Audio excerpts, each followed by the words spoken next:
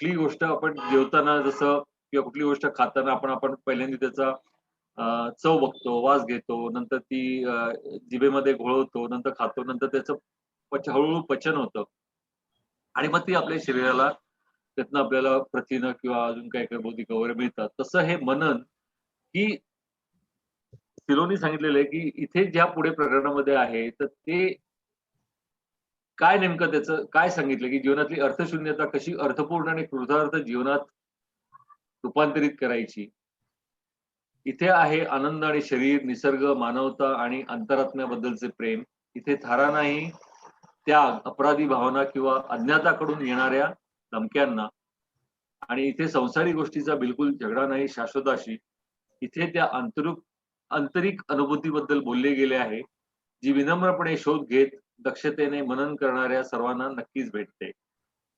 त्यामुळे हे मनन करणं, नवीन जे काही विचार सांगितले गेले आहेत, ते फार महत्वाचं आहे. पोपटकर सर, तुम्ही अजून काही मननबद्दल सांगणार आहात का? यातला जो मुद्दा आहे म्हणजे हे सर्व जे सांगितलेले आहे ते जीवनामध्ये अर्थपूर्णता कशी आपल्या येते आणि आणता येईल बद्दल आहे. त्यामुळे सर्व गोष्टींचा शेवटी संबंध ह्या मुख्य गोष्टीकडे आहे. दुसरी गोष्ट म्हणजे इथे जे सांगितलेलं आहे त्यामध्ये वेगवेगळ्या तत्वज्ञानांमध्ये शरीराबद्दल एक भूमिका मांडली जाते की शरीर हे त्याज्य आहे, दुय्यम आहे, आत्मा हा मुख्य आहे. तर सिलोचं म्हणणं असं आहे की शरीराबद्दलचं प्रेम हे काही आत्म्याबद्दलच्या प्रेमाच्या विरोधी असण्याचं कारण नाही किंवा निसर्ग, मानवता आणि अंतरात्मा यांच्याबद्दलचं प्रेम हे एका वेळेला आपल्याला साधता येऊ शकतं आणि तसं तसं सांगण्याचा ह्या ठिकाणी प्रयत्न आहे. त्यामुळे शरीराविषयीचा तिटकारा किंवा तिरस्कार हा तुम्हाला माझ्या लेखनामध्ये मिळणार नाही असं त्यांनी सुरुवातीला सांगितलेलं आहे. तसंच त्याग म्हणजेच जीवन आणि आपण त्याग नाही केला तर आपण काहीतरी अपराध केलेला आहे किंवा काही संस्कृतींमध्ये माणूस जन्माला आला तो मुळातच पापामधनं जन्माला आला आणि त्यामुळे एक अपराधी भावना जी असते तसं इथे नाहीये. किंवा तुम्ही जर असं केलं नाही तर तुमचं पूर्वजन्म त्याच्यानंतरच जन्मानंतर जे तुमचे पाप पुण्याचे हिशेब वगैरे अशा कोणत्या गोष्टी या ठिकाणी मी सांगत नाहीये असं तिसऱ्या ह्याच्यात सांगितलंय. चौथ्या ह्याच्यात आपला नेहमीचा जो एक प्रश्न असतो जो बऱ्याच धर्मांमध्ये आणि संस्कृतींमध्ये आहे म्हणजे एक दुनियादारी असते ज्याला आपण प्रपंच म्हणतो, दुसरं म्हणजे दीन किंवा परमार्थ म्हणतो.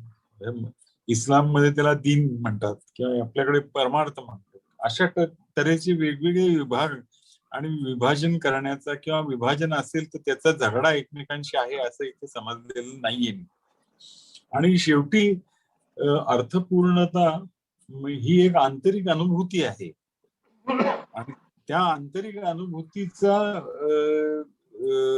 त्या आंतरिक अनुभूतीची प्राप्ती ही सगळ्यांना होऊ शकते जे विनम्रपणाने शोध घेणार आहेत. म्हणजे आपल्याला काही माहिती आहे काही माहित नाहीये आणि जे माहित नाहीये ते आपण हळूहळू समजून घेणार आहोत. अशी ज्याची वृत्ती आहे त्याला ते नक्कीच भेटल्याशिवाय राहणार नाही असं या सुरुवातीच्या ह्याच्यात एकूण त्यांनी सगळ्या पुस्तकाचं चित्र हे आपल्या समोर असं रेखाटलेलं आहे. त्यामुळे अतिशय कमी शब्दामध्ये आपण अतिशय बोलक्या शब्दांमध्ये आपले विचार मांडणं ही एक सिलोची शैली आहे. ती आपल्याला या पहिल्या प्रकरणापासूनच ती आपल्याला शैली भेटायला लागते. खांदाळकर सर तुम्ही सांगा काय? हो, या अंतर्मुखता या पुस्तकात एकूण 20 चॅप्टर्स आहेत. म्हणजे एक दीड पानाचे असे 20 आहेत आणि त्याचा पहिल्या चॅप्टरचं नाव दिलंय मनन. त्यातलं शेवटचं 5च वाक्य आहेत त्या चॅप्टर मध्ये. शेवटचं वाक्य वाचतो पुन्हा. इथे त्या आंतरिक अनुभूतीबद्दल बोलले गेले आहे जी विनम्रपणे शोध घेत दक्षतेने मनन करण्याला सर्वांना भेटते. म्हणजे इकडे आपल्याला त्यांनी एक इन्व्हिटेशन दिलंय की मी हे पुस्तक माझ्या आंतरिक अनुभूतीबद्दल बोललेलं आहे. आणि त्याचं जर मनन केलं किंवा तर कदाचित तुम्हाला सुद्धा ही आंतरिक अनुभूती तुमच्या तब्येतीप्रमाणे, पर्सनॅलिटीप्रमाणे, अनुभवाप्रमाणे येत जाईल. आणि त्यासाठी थोडा विनम्रपणा लागेल आणि दक्षता लागेल, म्हणजे अलर्टनेस लागेल.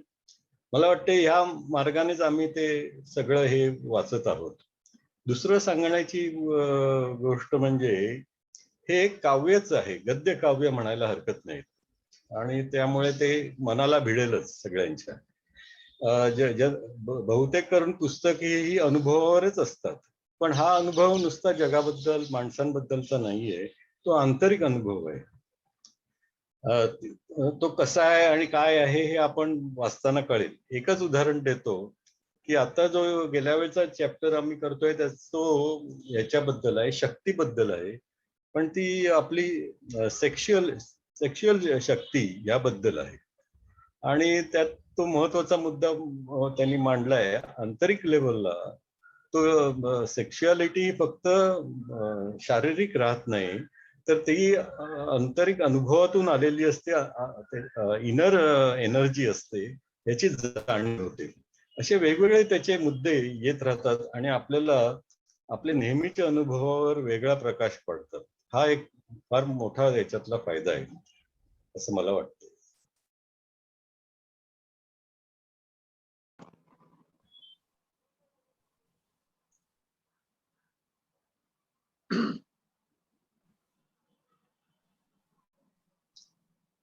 तर मी पुन्हा एकदा वाचन करू का? 17वा प्रकरण जे आहे, शक्तीचा ऱ्हास आणि दमन.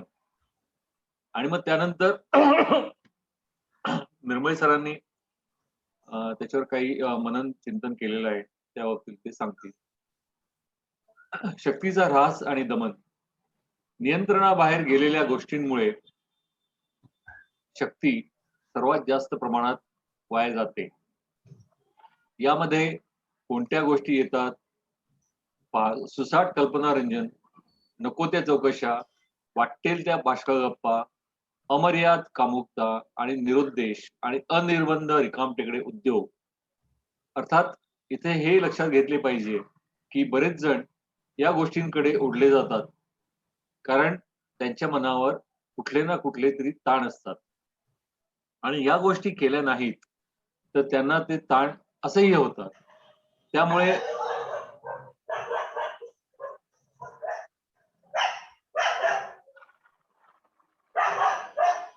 सर्वांनी आपले माईक म्यूट करावेत कृपया. जे बोलत नाहीत त्या सर्वांनी कृपया माईक म्यूट करावेत. त्यामुळे आणि या कृतींमध्ये जे काही साध्य होऊ शकते ते पाहता तुम्हाला हे पटेल की शक्तीच्या या योगाला दाबून न टाकता त्याला योग्य वाट घालून दिली पाहिजे. लैंगिकतेबद्दल बोलायचे तर आपल्याला अतिशय यथार्थपणे तिच्याकडे पाहता आले पाहिजे. या क्रियांचे कदापि दमन करता कामा नये, कारण त्यातून मरणप्राय परिणाम आणि अंतर्विरोध उद्भवतात. लैंगिकता ही लैंगिक कृतीकडे स्वाभाविकपणे जाणारी आणि त्या कृतीत संपुष्टात येणारी गोष्ट आहे. त्यामुळे तिचा कल्पनाशक्तीमध्ये संचार होऊ देणे आणि तिच्यासाठी नवनवीन उपभोगाची हाव उत्पन्न होऊ देणे हे उपयोगाचे नाही.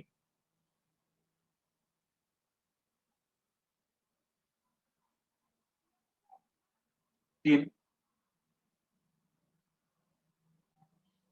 सामाजिक आणि धार्मिक नीतितत्वांनी लैंगिकतेचे नियंत्रण करण्याचे जे प्रयत्न केले त्यामागे मानवी उत्क्रांतीला मदत व्हावी हा हेतू नव्हता, तर बरोबर त्या उलट घडावे अशी धारणा होती.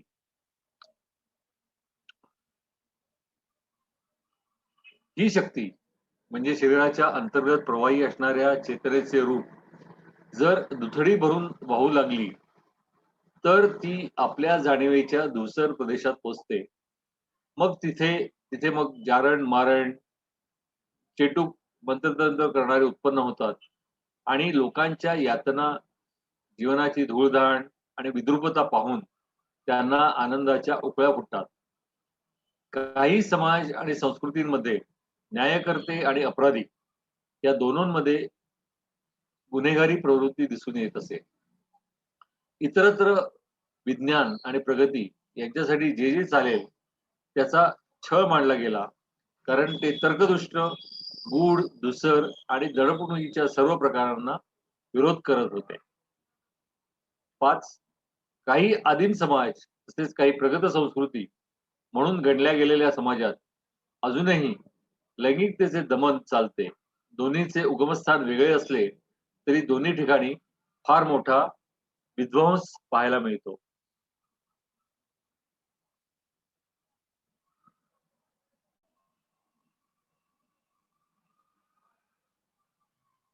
याबद्दल अधिक काही सांगायचे हेच की मुळात कामभावना ही पवित्र असो, तिच्यातून जीवनच नव्हे तर सारी सर्जनशीलता फुलून येते आणि तिला वळण लावले नाही तर सर्व विनाश ओढवतो. 7. कामभावना ही त्याज्य आहे असे सांगणाऱ्यांना जीवन कलुषित करू पाहणाऱ्यांच्या खोटेपणाला बळी पडू नका. तिच्यात आहे एक सौंदर्य आणि उगाच नाही ती प्रेमाच्या उदात्त भावनेला जोडली गेली. म्हणून सजग राहा आणि कामभावना हे एक महदाश्चर्य आहे असे समजून तिला हळुवारपणे हाताळा. तसे केले नाही तर तिच्यातून अंतर्विरोध उत्पन्न होईल किंवा सळसळते चैतन्य केव्हाच लोप पावेल. असं हे 17वं शक्तीचा ऱ्हास आणि दमन पुराण आहे.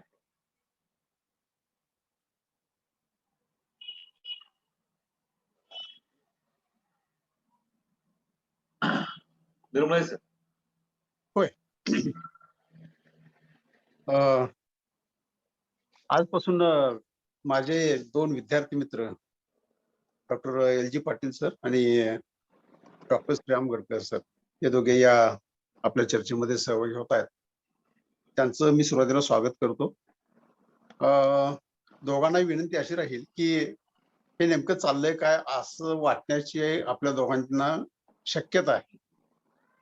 आणि विषय थोडासा समजून घेत असताना सिलोची जी भाषा आहे ती भाषा इतक्या सहजासहजी पचनी पडणारी नाही. अर्थात मूळ स्पॅनिश असणारं हे पुस्तक, त्याचं इंग्रजी भाषांतर आणि त्या इंग्रजी भाषांतराचं डॉक्टर भुपटकरांनी त्यांच्या ओघवत्या शैलीमध्ये जे भाषांतर केलेलं आहे ते भाषांतर सुद्धा मराठी वाचकांना सुद्धा थोडंसं बोजर जाणार असं वाटतं. पण त्या भाषेची सवय झाली, त्या वाक्यांची सवय झाली, त्या विधानाची सवय झाली की सिलोला नेमकं काय म्हणायचं आहे हे हळूहळू आपल्या लक्षात यायला लागेल. त्यामुळं पहिल्याच तासाला काहीतरी अवघड गणित घालावीत आणि विद्यार्थ्यांनी पळून जावं असं तुमच्या दोघांच्या बाबतीत होऊ नये म्हणून मी हा थोडासा मुद्दाम खुलासा केलेला आहे. सिल्लो समजून घेणं, मी जेव्हा या चर्चेमध्ये सहभागी झालो तेव्हा पहिले एक 5-7 दिवस किंवा 5-7 चर्चेच्या वेळी मी थोडंसं अस्वस्थच होतो. हे नेमकं चाललंय काय हे मला कळत नसे आणि म्हणून डॉक्टर भुपटकरांना आणि सर्व माझ्या मित्रांना विनंती केली की हे जर मराठीमध्ये वाचता आलं तर मला ते चांगलं समजू शकेल अशी त्यांना विनंती केली आणि भुपटकरांनी हे त्याचं भाषांतर केलं आहे. हे शब्दशः भाषांतर आहे, हा स्वैर अनुवाद नाही हे लक्षात. डॉक्टर भुपटकरांनी जे भाषांतर केलं ते भाषांतर आहे, ते त्याचा सैर अनुवाद नाही. त्यामुळं थोडस ते वाचताना मराठी भाषा ते वाचताना जड वाटेल, पण तसं ते काही मानू नका. 1-2 तुम्ही ह्या चर्चांच्या मध्ये तुम्ही सहभागी झालात, तुम्ही बोलायला लागलात, आपली मतं मांडायला लागलात, आपले अनुभव सांगायला लागलात की हा विषय आपल्या हळूहळू लक्षात येईल. ही थोडीशी प्रस्तावना करून मी आजच्या या 17व्या प्रकरणाकडे मागच्या वेळी मी बोलू शकलो नाही. कोविडची लस घेतलेली असल्यामुळे थोडासा अंगामध्ये ताप पण होता आणि एवढं काही मी त्याचं सविस्तर वाचनही केलं नव्हतं आणि वाचन केलं होतं, बोलण्याची त्यावेळी स्थिती नव्हती, त्यामुळे मी निम्म्यातून हा कार्यक्रम सोडलेला होता. सिलोच्या या 17व्या प्रकरणामध्ये सिलोनं जे काही मत मांडलेलं आहे त्या मतामध्ये पहिला जो परिच्छेद आहे त्या परिच्छेदामध्ये माणसाची शक्ती वाया कशी जाते, किती प्रमाणात जाते आणि त्याची उदाहरणं कोणती हे सांगताना त्यानं असं म्हटलेलं आहे की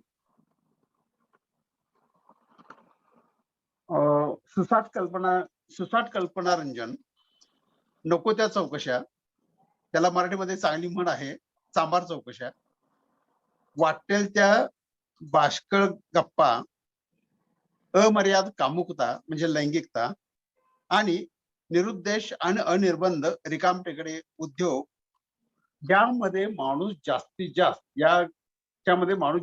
जास्त वेळ आपला घालवतो आणि त्याची शक्ती, त्याची जी शारीरिक शक्ती आहे, त्याची मानसिक शक्ती आहे, ती वाया जात असते. ह्या पहिल्या परिच्छेदामध्ये जो विचार आलेला आहे ते सगळे विचार म्हणजे जी कारणं दिली आहेत, सुसाट कल्पनारंजन, नको त्या चौकशा, बाष्कळ गप्पा वगैरे, ह्यावर पुढच्या 7 परिच्छेदांच्या मध्ये फारसं भाष्य न करता सिलोनं अमर्याद कामुकता किंवा लैंगिकता ह्या विषयाला प्राधान्य दिलेलं आहे आणि त्या लैंगिकतेवरती तो मनमोकळेपणानं भाष्य करतो. सिलो त्यावरती भाष्य करतायत आणि ही गोष्ट अतिशय महत्वाची आहे. आता या गोष्टी जे बाकीच्या चार ज्या गोष्टी आहेत त्या गौण आहेत, पण लैंगिकतेमुळं शक्ती सर्वात जास्त प्रमाणात वाया जाते.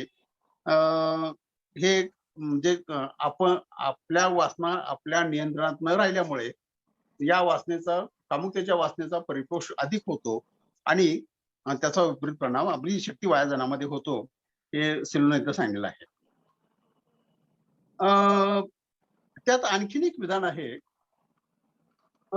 ही जी लैंगिकता आहे किंवा हे त्याची शक्ती वाया जी जाते आहे, त्यासाठी जी कारणं दिली आहेत, वाटेच्या चौकशा वगैरे किंवा बाकीच्या गोष्टी, त्याचं कारण त्यानं सांगितलं, नेमकेपणानं कारण सांगितलं. ते नेमकं कारण असं आहे, बऱ्याच जणांच्या मनावर कुठले ना कुठले ताण असतात आणि या गोष्टी केल्या नाहीत तर त्यांना ते ताण असह्य होतात. हे वाक्य या परिच्छेदामधलं हे वाक्य अतिशय म्हणजे अतिशय मोलाचं आणि महत्वाचं आहे. म्हणजे वड्याचं तेल वांग्यावर काढणं ही मराठीत एक म्हण आहे. किंवा असंच आपण कशाचा राग कशावरती काढतो आणि काहीतरी करतो. कृतीचं रूपांतर विकृतीत होण्याची कारणं हीच आहेत. आणि वासना म्हणजे ही फक्त वासना, शारीरिक वासना एवढ्या अर्थानं नाहीये. म्हणजे मी बोलता बोलता किंवा कधी कधी म्हणजे आजारी असतो आणि अन्न गोड लागत नाही, पदार्थ म्हणजे जेवताना जेवायला नको वाटतं किंवा अन्न नकोस वाटतं.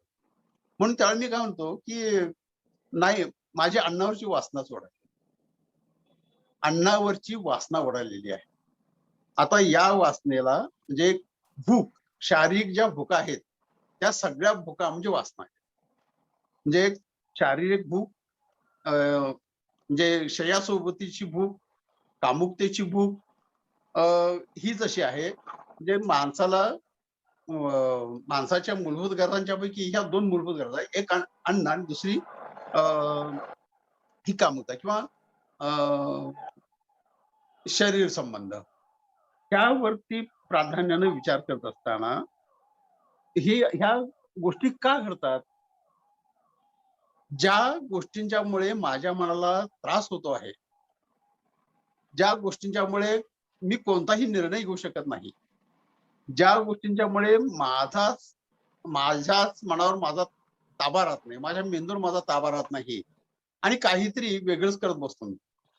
आणि म्हणजे तुम्हाला म्हणजे उदाहरण द्यायचं झालं तर समोरचं मी काय कोणाचं ते ऐकत असतो आणि त्याचं ते ऐकणं मला सहन होत नसतं, मला ते पटत नसतं, पण मी त्याच्याशी वाद घालू शकत नाही किंवा त्याच्याशी मी चर्चा करू शकत नाही, कारण तो मी जे समजावून सांगेल ते ऐकण्याच्या मानसिकतेमध्येच तो नसतो किंवा त्याला ते पटवून घ्यायचंच नसतं.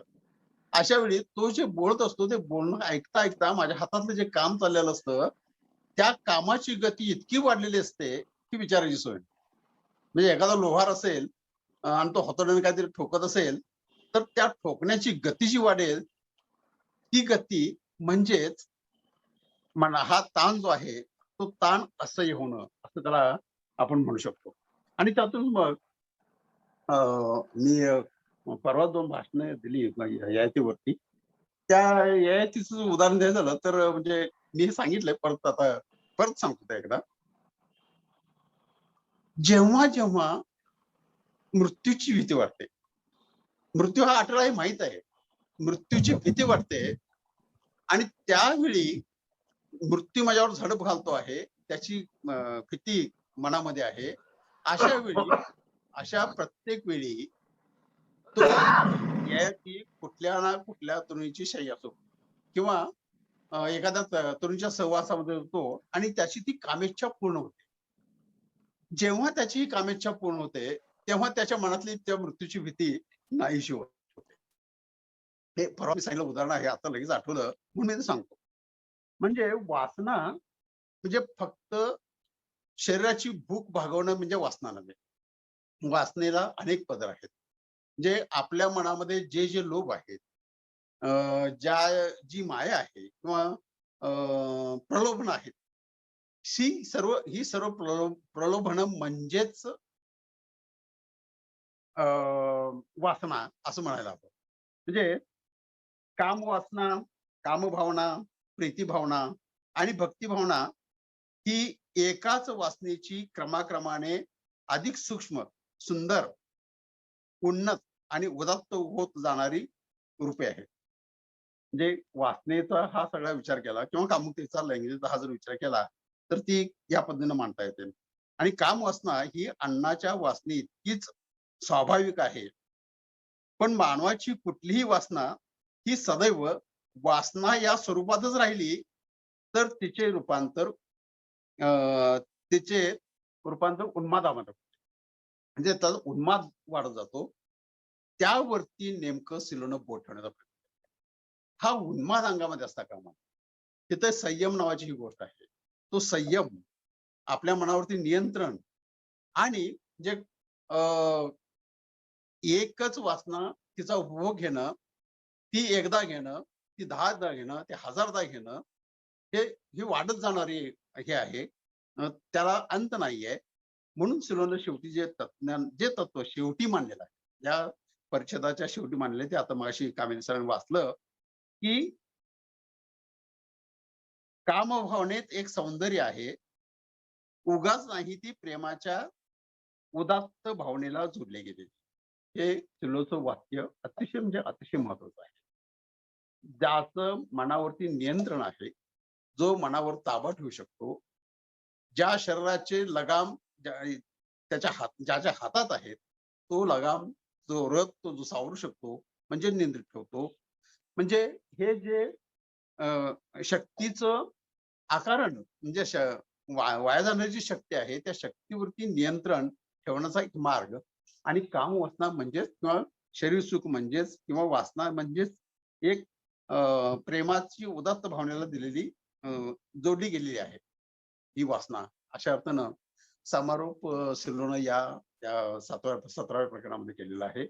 या अंगानं थोडासा मी विचार केल्यानंतर माझ्या ह्या काही गोष्टी लक्षात आल्या, की माणसाला सुखी व्हायचं असेल तर प्रथम आपल्या मनावरती ताबा ठेवणं, आपल्या मनावर विजय मिळवणं, ज्या नको त्या गोष्टी आहेत त्या हव्यासापासून अलिप्त राहणं, स्वतःच्या मनावरती नियंत्रण ठेवणं हे अतिशय महत्वाचं आहे. म्हणजे पहिल्या परिच्छेदामध्ये जे 4 गौण भाग आलेले आहेत, 4 गौण मुद्दे जे आले किंवा 4 जे गौण कारण दिले आहेत, त्या कारणापेक्षा लैंगिकतेवरती अधिक भर सिलोनं देऊन शक्तीचा ऱ्हास आणि तिचं दमन हा विषय मांडण्याचा प्रयत्न केला असं मला वाटतं. माझं निवेदन संपलेलं आहे. आणखीन काही वाटलं तर मी नंतर बोलेन. पण मला या निमित्तानं, या सर्व प्रकारच्या निमित्तानं माझे हे विचार मला इथे मांडायचे होते. मी थांबतो. धन्यवाद. सर, तुमच्या बोलण्यामधनं एक जो महत्वाचा मुद्दा मला वाटला तो असा, की मनावर ताण असणे, मनावर ताबा असणे आणि आपल्या नैसर्गिक भावनांना वळण लावणे, ह्या 3 गोष्टींमध्ये एक संबंध आहे. आणि सिलो जेव्हा म्हणतो की हे सगळं जरी विवेचन झालं तरी हे एक महद आश्चर्य आहे, म्हणजे त्याचा संपूर्ण थांग पत्ता कुणाला लागणार नाही. त्याच्यामध्ये एक धूसर प्रदेश पण आहे जाणीवेचा. त्यामुळे हे जर महद आश्चर्य असेल आणि ह्याच्यामध्ये अनेक धूसर भाग असतील तर आपल्या हातामध्ये काय आहे, तर 8व्या वाक्यामध्ये पहिलं जो शब्द तो वापरतो, म्हणून सजग रहा, म्हणून सजग रहा, आणि ते एक महदाश्चर्य आहे असे समजून तिला हळुवारपणे हाताळा. हे मला अतिशय महत्वाचं वाटतं. याचं कारण असं आहे की जसं आपण म्हणालात सुरुवातीला की जर मनावर इतर कुठला ताण असेल, जसं ययातीच्या बाबतीमध्ये मृत्यूची भीती हा त्याच्या मनावरचा एक फार मोठा ताण होता. त्यामुळे त्या ताणाला तोंड न देता, म्हणजे ती जी भीती आहे त्या भीतीला न भिडता त्यांनी वड्याचं तेल वांग्यावर या न्यायाने तो ज्या कामुकतेकडे वळला, त्यातनं न त्याला त्याचा सौंदर्याचा अनुभव मिळाला, न मृत्यूची भीती टळली. त्यामुळे आपल्या मनावर कोणकोणते ताण आहेत ह्याबद्दल जर आपण सजग राहिलो आणि ते ताण कसे आपण त्याला भिडू आणि ते ताण सोडवू हा जर प्रयत्न केला नाही तर त्याचा उलटा परिणाम हा या अतिरिक्त वासनेमध्ये होईल, असं तुमच्या त्या मनाच्या विवेचनावरनं मला वाटलं. आणि त्याचा निर्देश हा सिलोनी पहिल्या परिच्छेदात आपण म्हणलात त्याप्रमाणे अतिशय योग्य केलेला आहे. पण म्हणजे मनावर ताबा ठेवणे आणि दमन करणे ह्यात काय फरक आहे, तर मला असं वाटतं की तो फरक असा आहे की त्या वासनेला वाट ही दिलीच पाहिजे करून, ती दाबून टाकता कामा नये. पण ती वाट करून देत असताना त्यातनं ते सौंदर्य भावना जी आहे, त्यातनं जी उदात्त भावना आहे ती निर्माण होते की नाही हे बघणं आवश्यक आहे. ती उदात्त भावना जर निर्माण होत नसेल तर तिथे काहीतरी गफलत होती आपली, आणि त्या गफलतीच्या मागे कुठला तरी वेगळाच ताण आहे, आणि मग त्या ताणाला आपण भिडलं पाहिजे. ही सजगता असणं हे अतिशय महत्वाचं आहे. आणि त्यामुळे हा विषय समीकरण मांडून सुटणारा विषय नाहीये. म्हणून त्यांनी काय म्हटलंय, म्हणून सजग राहा, सजग राहा, हे अतिशय महत्वाचं मला वाटलं. आणि त्यामुळे तुमचं जो म्हणणं ययातीचं उदाहरण होतं त्याच्यावरनं हे अगदी स्पष्ट होतं की इतर कुठले तरी ताण आपण त्याचा निचरा करण्यासाठी या वासनेचा उपयोग करतोय की काय, असं जर झालं तर मग त्याला मर्यादा राहणार नाही आणि मग ते अमर्याद शक्ती ती वाया जाईल. एवढा मुद्दा मला काहीतरी बोलत होते. हा ठीक आहे, मी बोलू का थोडं? हो जरूर. निर्मळे सरांनी छान विवेचन केलेलं आहे आणि मला जे कळलं ते असं आहे की मला वाटतं मानवाला LG पाटील आणि श्रीराम गडकर वेगवेगळ्या प्रकारच्या यावरती काही जीवनामध्ये त्यांचं वेगवेगळ्या प्रकारच्या चिंतन गोष्टी किंवा करत अनुभव असताना व्यक्त एक करायला हरकत आउटलेट नाही. असणं गरजेचं आहे. जगामध्ये कुठल्याही गोष्टीला आउटलेट असतो. आउटलेट नसेल तो एक ब्लॉक होऊन जातो आणि मग हा आउटलेट जो आहे तो मग वेगवेगळ्या कृती क्रिया याच्यामध्ये परावर्तित होतो किंवा या गोष्टी केल्या जातात. आणि मग ज्याला जे त्याच्या भोवतालची परिस्थिती आहे, जे उपलब्ध आहे त्याप्रमाणे ती तो कामं किंवा त्या प्रकारचे विचार, त्या प्रकारच्या गोष्टी करत राहतो.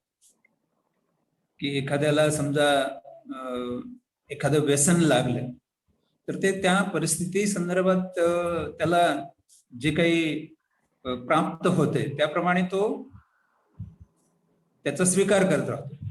परंतु सरांनी म्हटलं ते महत्वाचं आहे की कंट्रोल खूप महत्वाचा आहे. माणसाचा स्वतःच्या मनावरती, विचारावरती, कृतीवरती हा कंट्रोल राहिला पाहिजे. आपण काय करतो, आपण कोण आहोत आणि आपलं या जगामध्ये काम काय आहे, हे याचं थोडंसं चिंतन मनन होणं गरजेचं आहे. आणि चिंतन आणि मनन यातल्या गोष्टी, यातला जर फरक जर पाहिला तर मी असं मानतो की चिंतन म्हणजे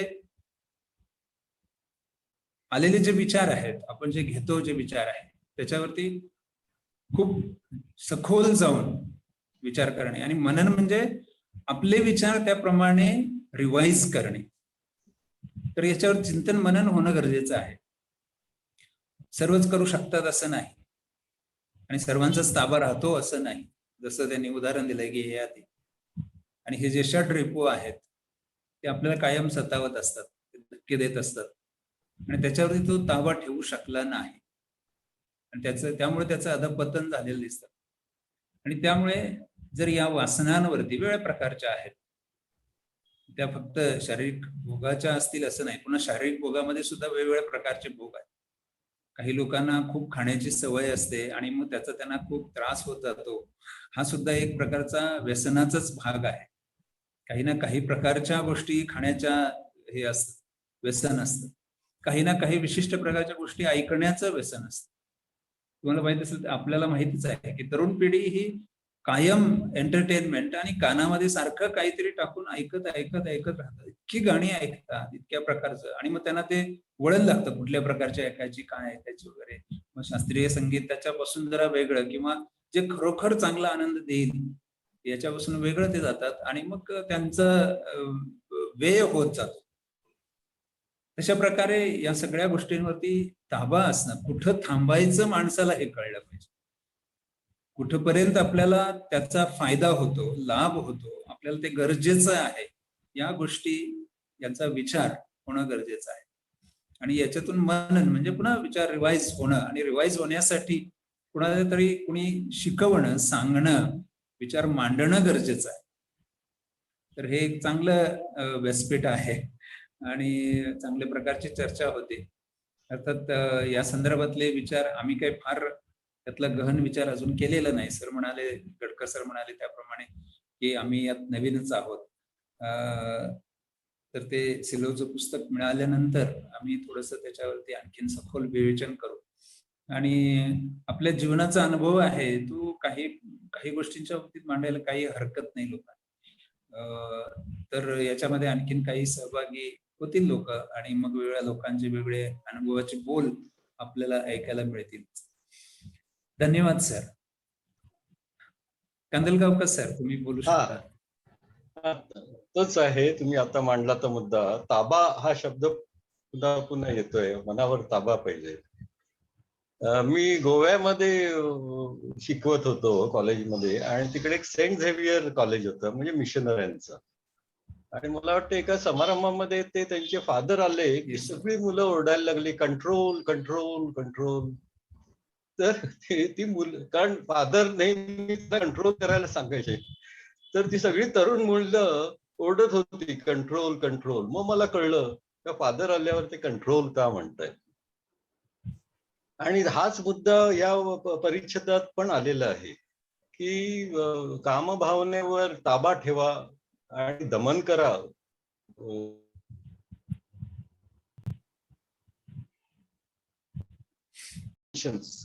सेक्शुअलिटीचे असे आले असतात, आणि ते बसल्यामुळे थोडे अंदाज आला की किती हे वेगळ्या लेवलने सुद्धा बघता येते. एकच उदाहरण तुम्हाला देतो.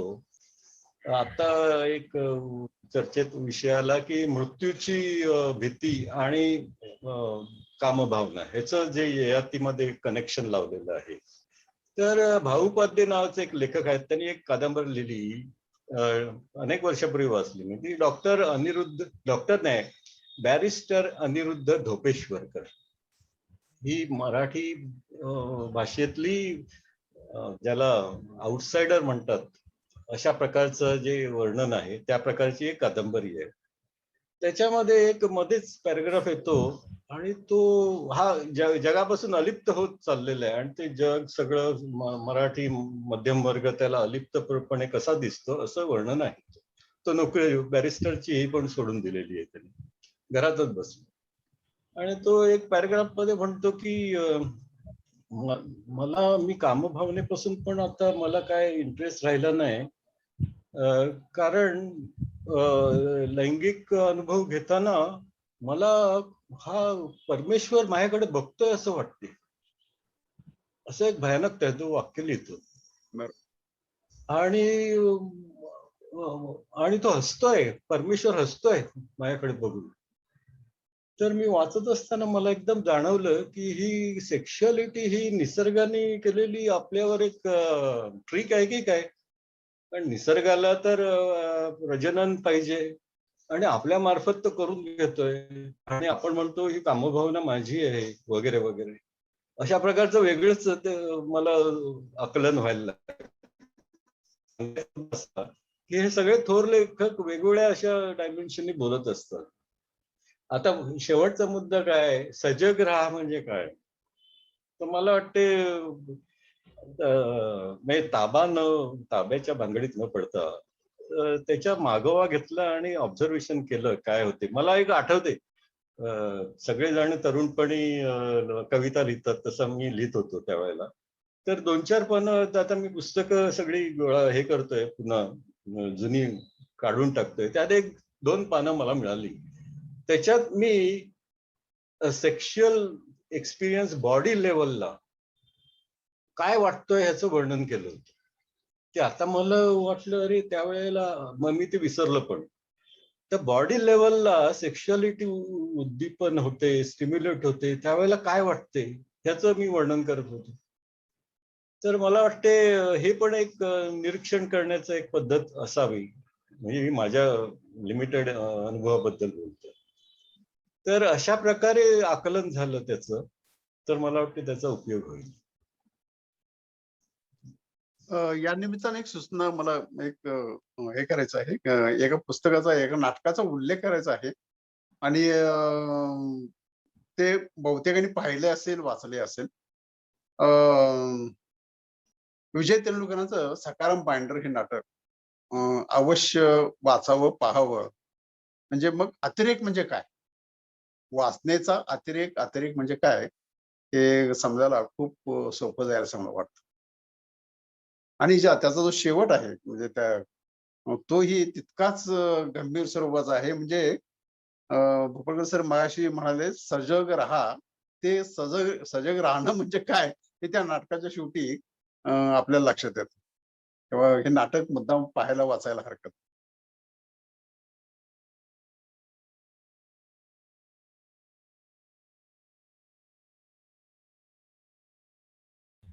निर्मळे सर, हा. तुम्ही त्याचं विश्लेषण केलं तर अधिक चांगलं होईल. कारण ते ह्या विषयाशी जोडून हे होईल ना, तुम्ही त्याचं नाही. विवेचन करा. काय नाही, सर, म्हणजे आपला जो भर असतो तो म्हणजे आपली साहित्यकृती आहेत वगैरे सगळं ठीक आहे, म्हणजे उत्तम आहे ते. परंतु आपली अनुभूती काय हा महत्वाचा भाग आहे. आपल्या अनुभूतीला आपण आंतरिक अनुभूतीला कितपत भिडतो हा, म्हणून ते पहिलं जे प्रकरण आहे मनन, हे त्या दृष्टीने महत्वाचं आहे.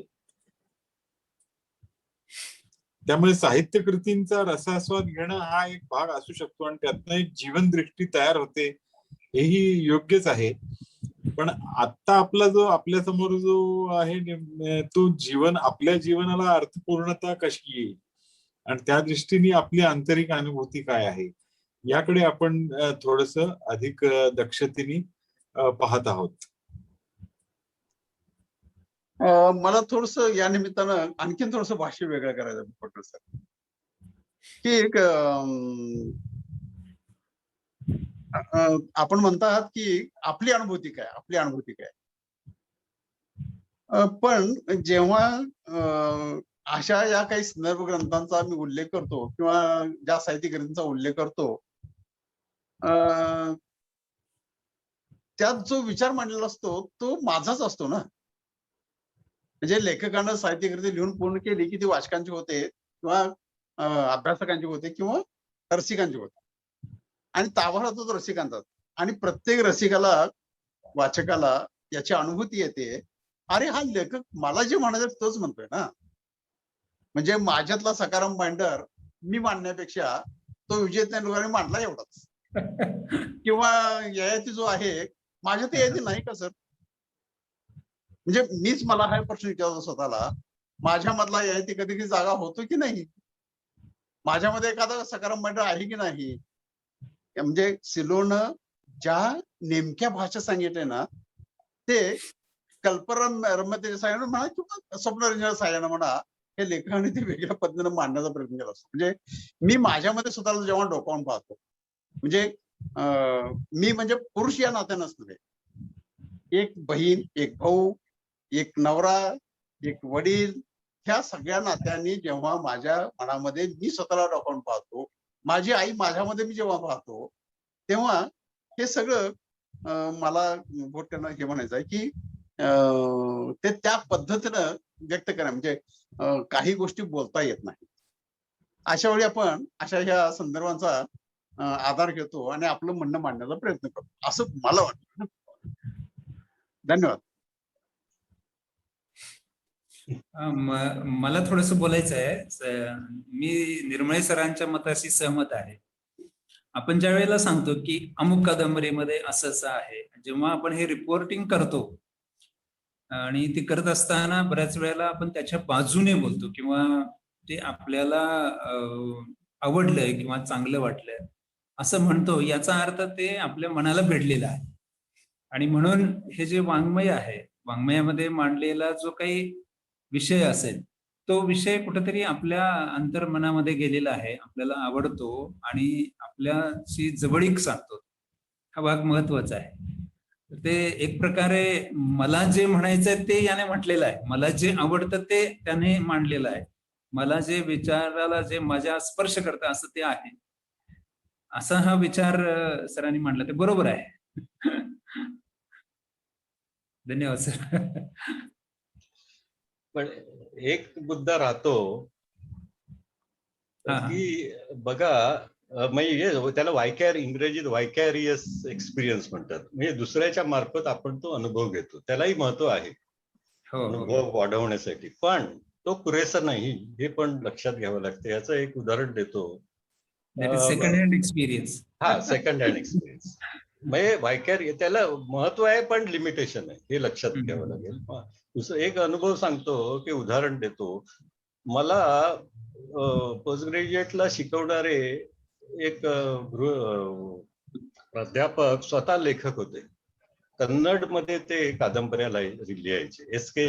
देसाई म्हणून. त्यांच्याशी मी गप्पा मारायचो, तर त्यांनी मला सांगितलं, हे जे लिहिलं जाते ना, तो ऍक्सिडेंट आहे. तो ऍक्सिडेंट आहे. त्यावेळेला वाटलं तो अनुभव एक्सप्रेस करावा म्हणून ते लिहिलं जाते. सांगायचा मुद्दा काय की तो लेखक सतत 24 तास त्याच्यावर त्या विचारत असतो. ते मनन चिंतन चालू असते 24 तास, अनुभव घ्यायचं. विषय सजगता पाहिजे असेल तर अशा प्रकारे 24 तास पाहिजे ना. ते वाचत असतानाच फक्त तेवढं वाटणं साधर्म्य, त्याला एक लिमिटेशन आहे. सजगता 24 तास प्रत्येक मिनिटाला आली पाहिजे, ते त्या लेखकात असते. तेंडुलकरांनी तर आयुष्यभर लैंगिकता या विषयावरच चिंतन, मनन आणि अनुभवावर हे चाललेलं होतं.